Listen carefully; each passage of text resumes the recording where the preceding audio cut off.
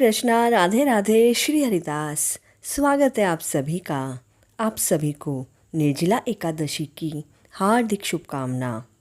ओम नारायणाय विद्महे वासुदेवाय धीमहि तन्नो विष्णु प्रचोदयात्। पूरे वर्ष में एक विशेष दिन ऐसा आता है जिस दिन किए गए व्रत उपवास का फल सबसे अधिक होता है। पद्म पुराण में श्री व्यासदेव व भीमसेन के मध्य संवाद का वर्णन आता है। इस एकादशी को पांडव एकादशी व भीमसेनी एकादशी के नाम से भी जाना जाता है। एक बार हस्तिनापुर में युधिष्ठिर महाराज ने श्री कृष्ण से पूछा, हे मधुसूदन, जेठ शुक्ल पक्ष की जो एकादशी आती है उसका क्या नाम है और क्या महत्व है? आप मुझे यह विस्तार से बताएं। इसी समय वहाँ वेद व्यास जी का आगमन हुआ। तब भगवान श्री कृष्ण ने कहा, हे युधिष्ठिर, इस पवित्र एकादशी का वर्णन धर्मात्मा सत्यवती पुत्र वेद व्यास जी करेंगे, क्योंकि वेद व्यास जी सभी वेदों व शास्त्रों के विद्वान हैं। तब वेद व्यास जी बोले, प्रत्येक महीने की दोनों पक्षों की एकादशियों को भोजन नहीं करना चाहिए। द्वादशी को स्नान आदि से निवृत्त होकर पीले पुष्पों से भगवान विष्णु की पूजा करें और पहले ब्राह्मणों को भोजन देकर अंत में स्वयं भोजन करें। यह सुनकर पांडुपुत्र भीम ने कहा, हे पितामह, आप मेरी बात सुनो।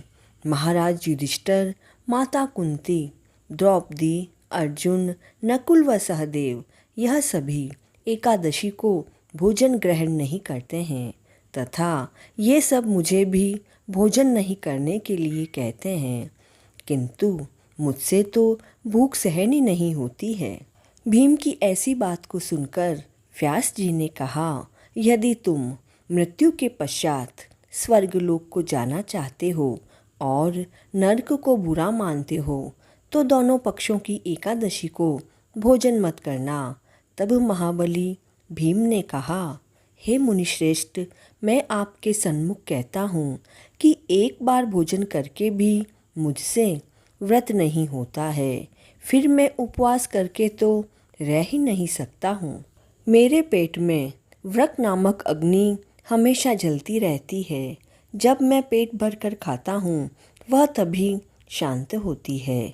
इसलिए हे महामुनि, मैं वर्ष भर में एक बार उपवास कर सकता हूँ, जिससे कि मुझे स्वर्ग की प्राप्ति हो जाए, जिसे करने से मैं कल्याण का भागी हो सकूँ।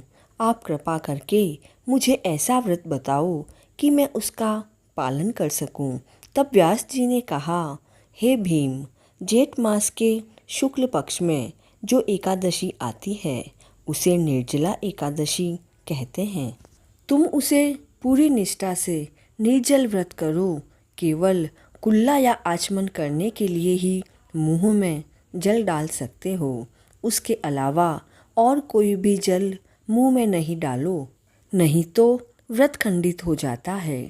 एकादशी के दिन सूर्योदय से लेकर दूसरे दिन तक सूर्योदय तक मनुष्य जल को ग्रहण ना करे, तभी यह व्रत पूर्ण माना जाता है। फिर द्वादशी के दिन ब्रह्म मुहूर्त में उठकर स्नान आदि से निवृत्त होकर ब्राह्मणों तथा जरूरतमंदों को अपनी सामर्थ्य के अनुसार भोजन, वस्त्र आदि का दान करो।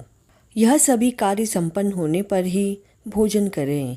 पूरे वर्ष जितनी एकादशी आती है उन सभी का फल निर्जला एकादशी के करने से मनुष्य को सहज प्राप्त हो जाता है, इसमें कोई संदेह नहीं है। शंख चक्र और गदा धारण करने वाले भगवान श्री कृष्ण ने मुझसे कहा कि यदि मनुष्य सभी कुछ छोड़कर मेरी शरण में आए और एकादशी को निराहार रहे तो वह सभी पापों से मुक्त हो जाता है। एकादशी का व्रत करने वाले मनुष्य के पास विशालकाय, विकराल आकृति और काले रंग वाले दंड तथा पाशधारी भयंकर यमदूत नहीं आते। अंतकाल में हाथों में शंख चक्र गदा धारण किए हुए भगवान विष्णु के पार्षद उस मनुष्य को विष्णु लोक ले जाते हैं। इसलिए निर्जला एकादशी को पूरे प्रयत्न से उपवास करना चाहिए। हे कुंती पुत्र भीम, तुम भी निर्जला एकादशी को पापों को नष्ट करने के लिए पूरी कोशिश करके उपवास व भगवान विष्णु का पूजन करो। यदि किसी भी मनुष्य ने बड़े से बड़ा पाप भी किया हो तो वह एकादशी के प्रभाव से नष्ट हो जाता है। जो व्यक्ति उस दिन जल के नियम का पालन करता है वह तो पुण्य फल प्राप्त करता है। उसे एक एक प्रहर में कोटि गुणा स्वर्ण मुद्रा दान करने का फल प्राप्त होता है। निर्जला एकादशी के दिन स्नान, दान, जप, यज्ञादि जो भी करता है वह तो अक्षय फल को देने वाला होता है। यह स्वयं भगवान विष्णु का कहना है। निर्जला एकादशी को उपवास करके व्यक्ति वैष्णव पद को प्राप्त करता है। ब्रह्म हत्या, मद्यपान करने वाले, चोर, गुरु से द्वेष रखने वाले, झूठ बोलने वाले इस व्रत को करने से स्वर्ग लोक जाते हैं। हे पांडुनंदन, जो पुरुष व स्त्री इस व्रत को श्रद्धा से करते हैं उनके कुछ कर्तव्य हैं। उन्हें सबसे पहले विष्णु भगवान की पूजा करनी चाहिए। उसके बाद गौदान करना चाहिए। उसी दिन ब्राह्मणों को दक्षिणा, मिठाई आदि देनी चाहिए। ऐसा करने पर ब्राह्मण देव संतुष्ट होते हैं। निर्जला एकादशी करने से मनुष्य अपनी पिछली 100 पीढ़ियों व आने वाली 100 पीढ़ियों का उद्धार कर देते हैं। निर्जला एकादशी के दिन अन्न, वस्त्र, छाता, उपाहना, गो, पलंग, कमंडल आदि का दान करना चाहिए। जो मनुष्य निर्जला एकादशी की कथा को प्रेम पूर्वक सुनते व सुनाते हैं वे स्वर्गलोक में निवास करते हैं। इस पवित्र दिन को ओम नमो भगवते वासुदेवाय मंत्र का जाप करना चाहिए। निर्जल व्रत करने से पहले भगवान विष्णु की पूजा करनी चाहिए और यह प्रार्थना करनी चाहिए कि हे प्रभु, आज मैं निर्जल व्रत कर रहा हूँ, दूसरे दिन भोजन करूँगा, इससे मेरे सारे पाप नष्ट हो जाएं। इस दिन जल से भरा हुआ घड़ा वस्त्र से ढककर स्वर्ण सहित किसी सुपात्र को दान करना चाहिए। जो मनुष्य इस पवित्र निर्जला एकादशी का उपवास करता है वह अपने सभी पापों से मुक्त हो जाता है और वैकुंठ का अधिकारी बनता है।